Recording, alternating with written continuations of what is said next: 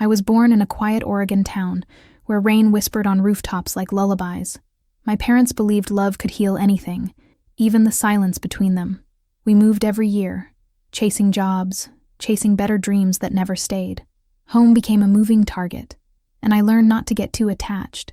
But even then, I believed the world was kind, until the day it wasn't.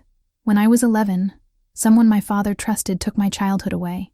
No screams, no witnesses, just a room that became a prison in my memory. I never told a soul, because fear speaks louder than truth, and silence became the language of my survival. For years, I carried that secret like a stone inside my chest. I smiled, laughed, pretended to be fine. I became a master of pretending.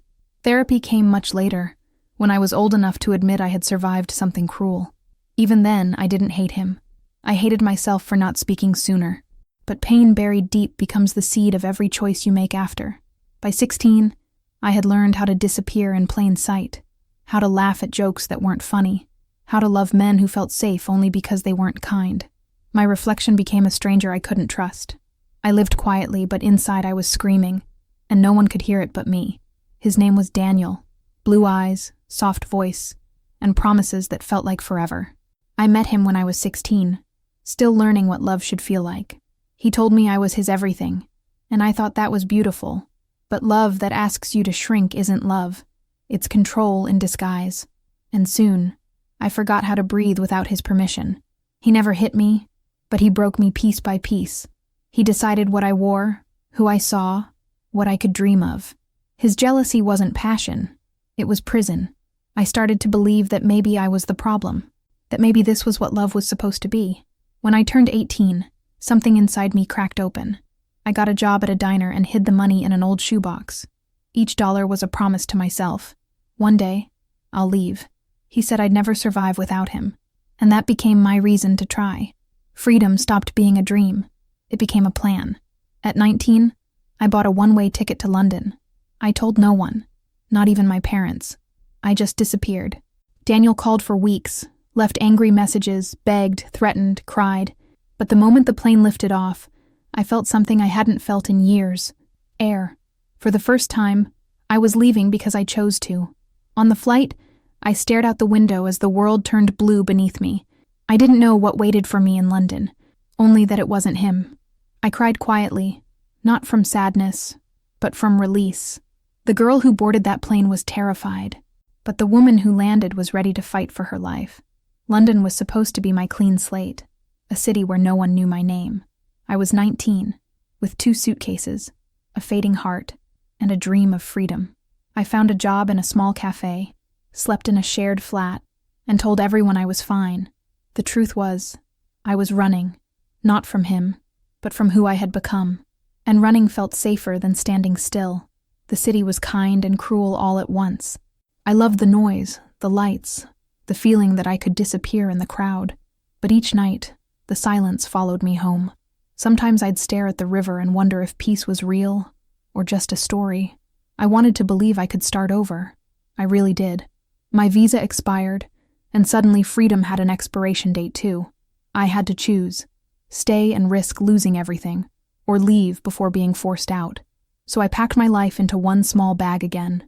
I left quietly, before the morning light, with no goodbyes. I told myself it wasn't failure, just another beginning I didn't plan for. Back in the US, I felt like a stranger in my own country. The places were the same, but I wasn't.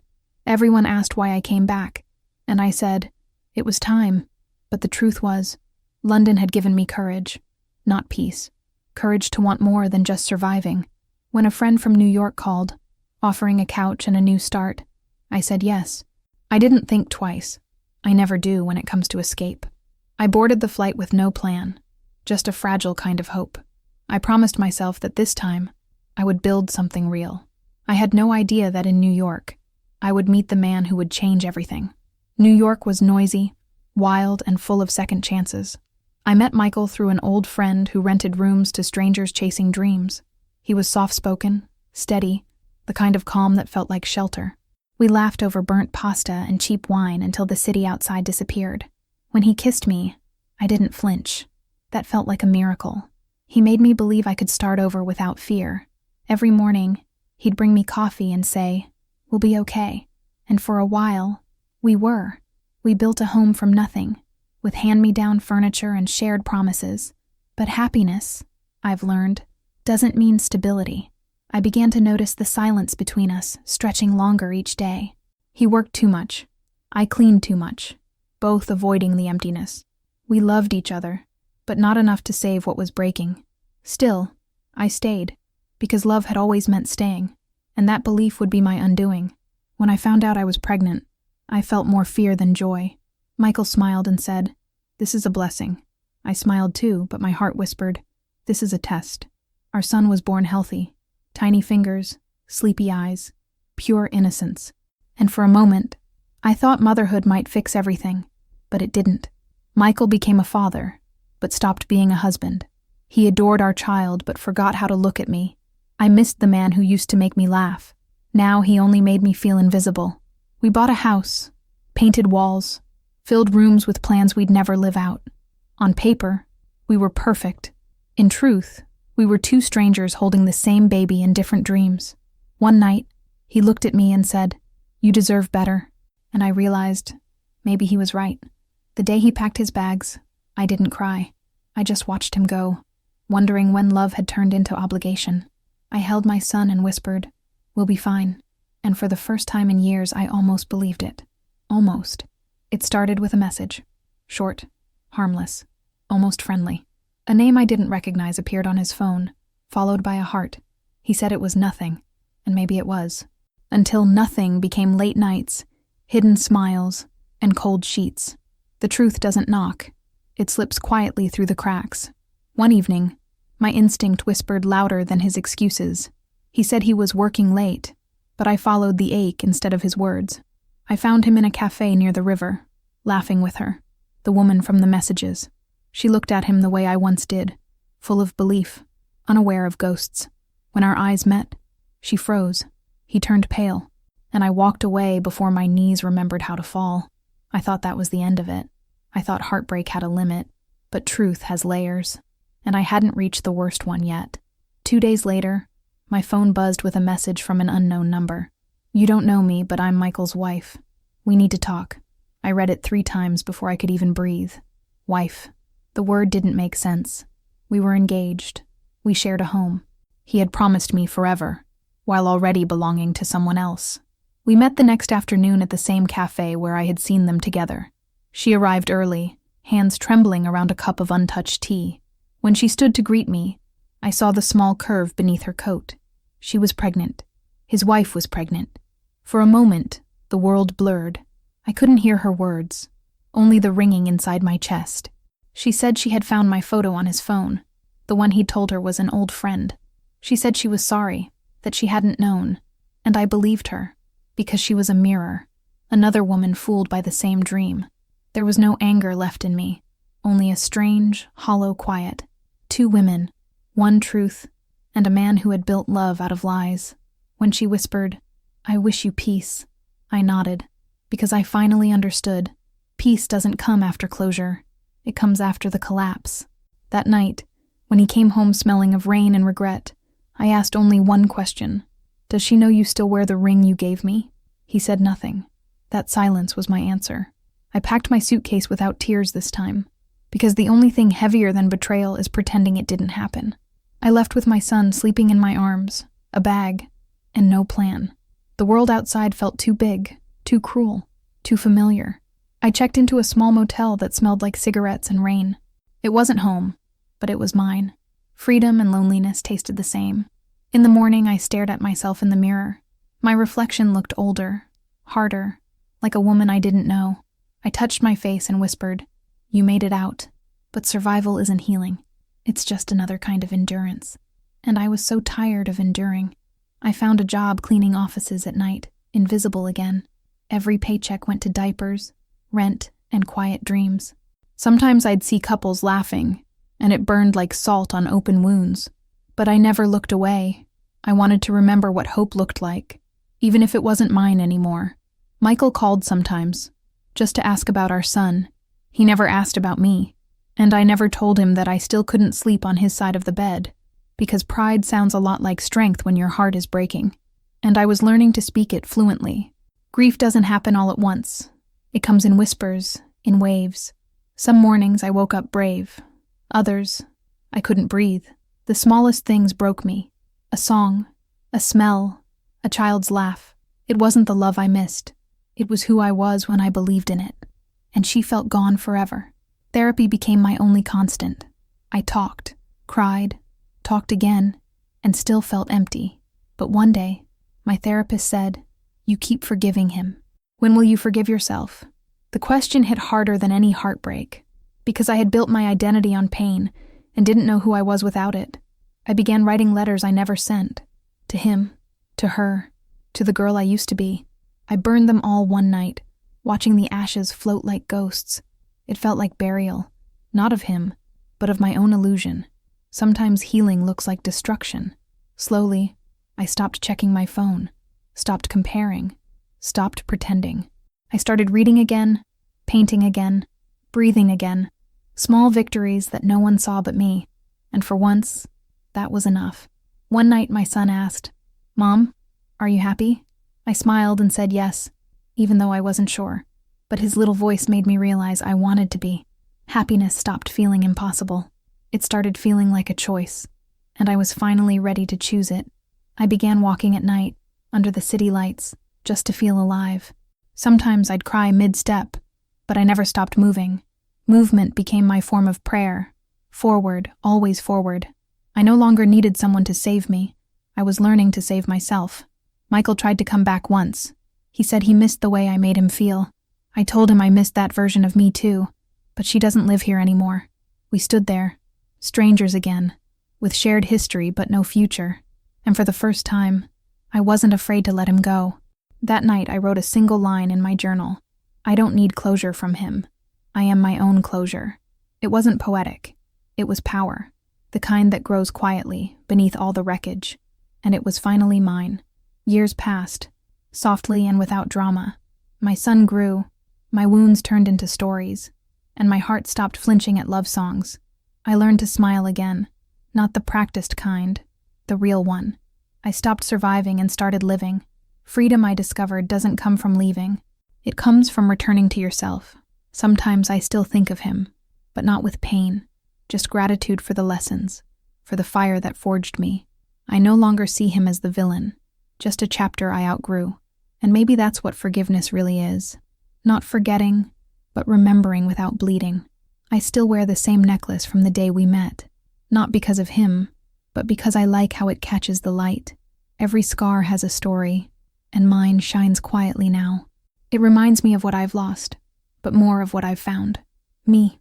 On quiet nights, I tell my son, love doesn't always last, but it always teaches. He nods like he understands, though he's still too young. One day, he'll read my story and know. His mother once broke completely, and still chose love again. That's what survival looks like. Love found me again when I stopped searching for it. It wasn't loud or dramatic. It was quiet, patient, kind. His name was Adam, and he looked at me like time didn't exist. We met at a bookstore, both reaching for the same novel. He smiled, and something inside me exhaled. He didn't ask about my past. He asked about my favorite songs. He didn't try to fix me. He just sat with me in my silence. We walked through the city, talking about dreams, not wounds. For the first time, I didn't feel like a survivor. I felt like a woman learning how to be alive again. But fear doesn't vanish overnight. Every kind gesture felt suspicious. Every compliment a test. I kept waiting for the other shoe to drop, for the pain to return. Adam never rushed me. He said, "You don't owe me trust, just honesty." And somehow, that made me trust him. One night, he held my hand and whispered, "You deserve soft things." No one had ever said that to me before. I cried, not because I was sad, but because I believed him. That night, I didn't dream of the past. I dreamed of what peace might look like. We started slow, coffee dates, late-night walks, shared laughter. He never filled the spaces Michael left. He created new ones. Love, I learned, isn't replacement. It's rebirth. Each touch was careful, each moment intentional. He saw me, all of me, and stayed. I told him everything one rainy afternoon. About Daniel, about Michael, about the girl who kept forgiving. He didn't flinch or pity me. He just listened. And when I finished, he said, "You're stronger than what broke you." I realized strength didn't always roar. Sometimes it whispered. Days turned into months, and laughter returned like sunlight through curtains. We cooked together, danced barefoot, argued gently, and made up kindly. He made me feel safe enough to be imperfect. That safety healed more than any therapy ever could, because love without fear feels like coming home. Still, I kept my independence close, like armor. I didn't want to lose myself again in someone else's world. Adam understood that too. He never asked me to shrink for his comfort. He once said, "Real love expands both people," and I finally believed that could be true. Healing isn't linear. I learned that the hard way. Some days I'd wake up certain, other days trembling. The ghosts of my past still knocked, softly, but persistently. When Adam touched my back, sometimes I flinched. He never took it personally. He just held space for it. One evening, I saw Michael at a grocery store. He smiled like we were old friends, like nothing had happened. For a moment, the old ache returned. Not love, just memory. I nodded, smiled politely, and walked away. It didn't hurt as much as I thought it would. That night I told Adam about it. He just said, "I'm proud of you." No jealousy, no insecurity, just pride in my peace. It felt strange to be loved so gently after being broken so violently, and I promised myself never to mistake chaos for passion again. I still had therapy once a week, but now the sessions were lighter, more laughter than tears. I spoke about future plans, not survival strategies. I realized healing isn't forgetting, it's remembering differently, and I was finally remembering in color again. Years don't erase pain, they turn it into perspective. My son grew, my career bloomed, my laughter stayed. I wasn't defined by heartbreak anymore. I was defined by resilience. People asked how I moved on, and I always said, I didn't. I grew through it. There's a difference. Adam and I built a life based on truth, not fantasy. We didn't promise forever. We promised presence. We had bad days, long silences, small misunderstandings, but no lies. Our love was ordinary, and that made it sacred. Because peace, I learned, is the most passionate thing of all. I started writing again, stories about women who survived themselves. Each page was a mirror of who I had been and who I had become. My words no longer bled, they bloomed. I wasn't trying to prove I was strong anymore. I was just living it. One evening, my son said, "Mom, you smile with your eyes now." I didn't realize I had learned how to. Pain didn't leave me, but it no longer ruled me. It became a chapter, not the whole book, and that was enough to call it peace. Sometimes I look back and barely recognize the girl I used to be, the one who begged for love, who apologized for existing. She was fragile, yes, but she survived. And I owe everything to her courage, because without her, I wouldn't be me. Now I wake up to quiet mornings and a heart that doesn't race with fear. I drink my coffee slowly, kiss my son's forehead, and watch the sunrise. Life isn't perfect. It's beautifully imperfect. And for the first time, that feels enough, completely enough. When people ask if I've forgiven them, the men, the pain, the past, I say yes, but not for them. For me, forgiveness, I've learned, is the final act of freedom.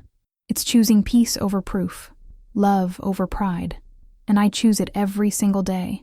I still keep that first diary, the one filled with pain, not as a wound, but as a map. It reminds me where I've been and how far I've come. Every scar, every tear, every goodbye led me here, to the woman who finally loves herself without apology.